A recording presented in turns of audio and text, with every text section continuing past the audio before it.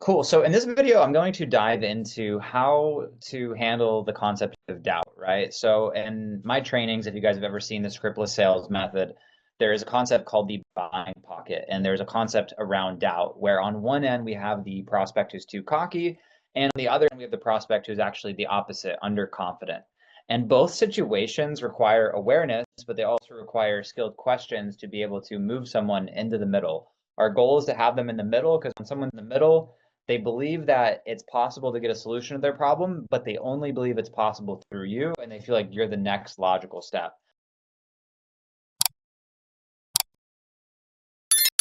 for you guys. I made this document here in Notion, and I want to talk about doubt, and there's two things we do with doubt. We're either removing it or creating it. If someone's already in the buying pocket, then I don't bother with doubt questions. I just feel like, okay, this person's in the right spot. But if I see the symptoms that they're too cocky or they're too underconfident, I know that I need to get proactive, get ahead of the game. So by the time we actually pitch, present, and go over price, we are in the best possible position to close and eliminate objections proactively. So prospect A, let's start with situation one, overconfident buyer. Things are going well for them. They're crushing it. Things are good. Maybe they're just in this boss energy, this boss mode, kind of type A. They feel like they could probably figure this out on their own. Um, they probably had a good amount of success, and at some level right now, they're having a lot of success compared to the average, compared to the norm, right? So they have this sense of ego and an inflated sense of self, super common. The symptom of this, they usually give vague answers about their problems and pain points. Oh, what's your biggest challenge? They just somehow dodge the questions. They don't actually give you anything tangible or real. They just say, "Oh, I'm just looking for something to help me get better. I'm just looking for something that could help me.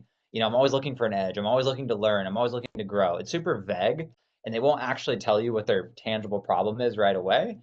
These people are a red flag. They can be sold, but it's going to require a little bit of wrangling. So I'll give you guys a tangible example. When I sold sales training and I asked people, hey, what are you looking for in terms of being able to improve your sales skills? Oh, I'm just looking to close more deals. I got that answer so many times and I didn't like the answer because it felt like an obviously, dude, you're here to make more money. So I actually had to start reframing that question and saying something like, okay, besides like, obviously, it sounds like you're here to obviously close more deals, right? Just like you're not here to close less, I would joke. Okay, so what do you feel like you need to improve in your sales process specifically, so that you can close more deals?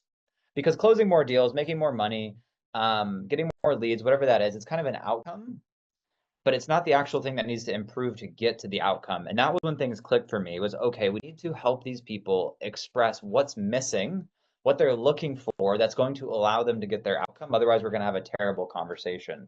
So here are some of the questions that I would use with people who are too confident in my discovery process to help create doubt and have them kind of question their ways of doing things without making it sound like I was attacking them or making them wrong, without putting them on guard, right? Because that's the trick is if people feel like they're being attacked by you when you're trying to create doubt, it's not going to work. So here's a few questions. With what you have in place, like the systems, the processes that you have right now, what are the chances of you actually achieving XYZ like you mentioned you wanted earlier? Or, okay, with what you have in place, how far off are you from consistently being able to hit XYZ metric month over month, every single month? So that's where it's like about consistency and things get real. So if you guys are selling lead gen to these companies and you're asking them, okay, with the lead gen that you have in place, like what are the chances of you guys getting to XYZ revenue month over month, every single month consistently, like with what you have in place now? This is where they actually have to go internal and be real with themselves, and that's actually going to challenge it. Another one that I like to use is the do you know how to blank. So if someone's giving me signs that they might want to do this on their own, cold email, like for the context, or maybe they want to start a coaching business on their own. I'd be like, okay, cool. So once you actually do get leads, do you know how to actually create a simple, streamlined fulfillment process so that way you don't get churn and that way you can retain people? Okay, and then once you have that, do you know how to XYZ? So I would go steps ahead for them and actually create doubt around them not knowing how to do the next steps and not being familiar. And I would go very technical and I would flex a little bit of my technical knowledge to cause someone to realize, dang, there's a lot of things I don't know. because they're thinking about what they do know. I'm getting their mind focused on what they don't know and exposing hidden gaps in their knowledge. So that way they actually are questioning, damn, maybe there's things I could learn from this guy. Make sense? Cool. Why haven't you achieved XYZ already? This is a great question.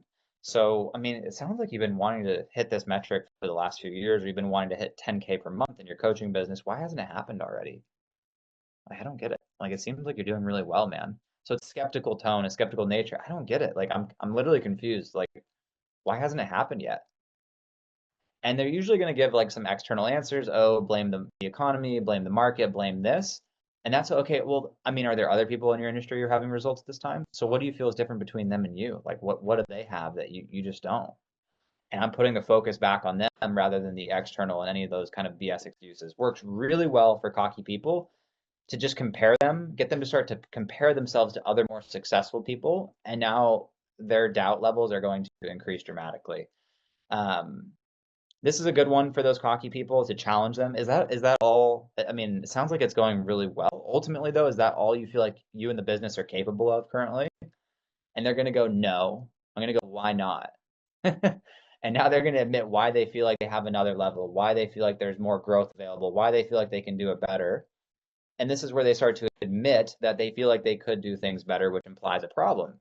Okay, so given that the system you have is already working, I don't want to say that it's not working because type A people, if you disagree with them guys and you act like their stuff's not working, they get pissed. So rather than getting them to admit that the way they're doing things isn't working, how about you just let them know you think it's working? This is to stroke their ego, and then say, what do you feel like could be improved and streamlined? And now they'll just tell you what's not working anyways, and they'll give it to you. But you don't want to cause them to get on defense and to get on guard. And if you start to imply that what they're doing sucks or what they're doing is not working for the type A buyer, for the person who is high ego, they are going to push back on you because they don't like being perceived as unsuccessful. So this was one of the biggest like aha moments I had in sales is like I could still agree and stroke their ego and say, yeah, man, clearly things are going well for you. What do you feel would allow you to do it even faster and even better? So I'm not disagreeing with them. Instead of about is it working, is it not working, the conversation gets moved over to speed. It gets moved over to speed. Okay, and efficiency. That's the conversation. Things are working. We don't want to fight them on that. The other tactic for these people is going to be drilling them on data. When I worked with sales reps, these are super type A or business owners, I will just drill them on data and KPIs. A lot of times, one, they won't have the data, and two, they don't even know the benchmarks of their industry. And when I can just get them to admit that they either aren't tracking their data or they're below benchmarks, and I can create doubt, oh, your close rate's at 20%. Why so low? And now they're thinking, oh man, he knows something I don't. He's used to seeing a close rate that's higher. He's used to seeing an open rate, whatever number or metric is relevant for your industry. We want to drill people on numbers. And a lot of times, business owners either will dodge the question, but we need to make sure we get it because that's the mirror that we can avoid any of the ego and cut through the BS with is numbers because it's real, it's tangible, and it's objective. Uh, that's going to be some questions, some strategies you guys can actually use for the type A kind of overconfident. Now for prospect B, the example that I give is when I used to sell to moms, teachers, nurses. A lot of times they were stay-at-home moms or single moms even. Here's a program on how you could quit your job, become a freelance copywriter. Those people didn't believe it was possible. And maybe they've been burned, like life has happened to them. They've been through some stuff. I really had to help them build up their confidence rather than try to peg it down a few notches and get them to doubt the way they're doing things because it's a new world, it's a new opportunity, it's all unknown, it's all scary. So this is just for you guys to think about what do you sell? What is your offer? Is it something that is something new to people and it would be scary for them to try it? Is it something where you have those overconfident buyers? Anyways, here's how we would handle it if you do have the underconfident, trust issues type of person. One of my favorite things to ask them is, hey, there's three things I want to ask you. Is one, is it possible for others? And if you've seen our testimonials, obviously you know it's possible for others. Two, is it possible for you? And obviously it's possible for you. You're sharp, you're intelligent, you're present. I mean, clearly you're a sharp learner, like so it's possible for you. I guess the third thing I got to ask is it worth it? Is it worth it for you to actually go for it? And they'll say yes, and I would say why. That was a 3-sequence question that I would use. And the first 2 questions, is it possible for others? Is it possible for you? I would actually answer just to build momentum. And then that third question, is it worth it? This would give them a chance to actually express their why, to express why it's worth it for them. And then this is where I could lean into them stepping into a more confident version of themselves. Okay, so what attributes do you feel you would need to take on in terms of confidence or in terms of how you show up in order to actually become this successful freelance writer? Okay, what do you like? So, like, look at this question right here. This is great.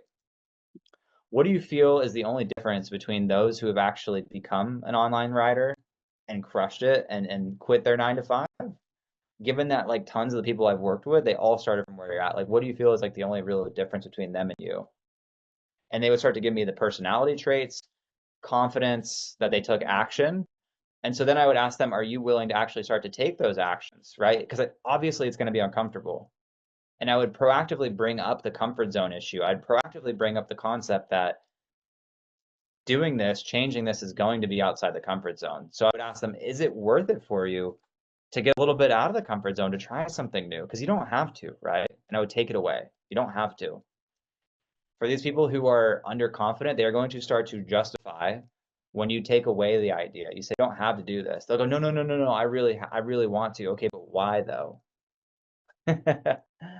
So these are some great questions. Is it worth it for you to push a bit out of the comfort zone if it means XYZ? The XYZ is what's important to them. Is it worth it for you to push a little bit out of the comfort zone and try starting an online business if it means actually having more freedom, having that ability to do what you want when you want with your family? Like, is it worth it for you to try? And that's how I would get people to start to build up their confidence, right, around the identity of who they needed to become. So I hope this helps you guys get a couple examples of the types of questions that I would ask in both situations. I would encourage you to take some time, maybe take these questions, put them into Claude, put them in ChatGPT, and talk to ChatGPT or talk to Claude about the types of prospects you have and ask it what kinds of questions would work well around removing doubt or adding doubt depending on what you need to do. Do you have the cocky one or do you have the underconfident? That's it for this lesson, guys. I hope that helps you, and we'll see you on the next one. Peace. I've been getting dirty money, Jordan Belfort, stacking penny stocks.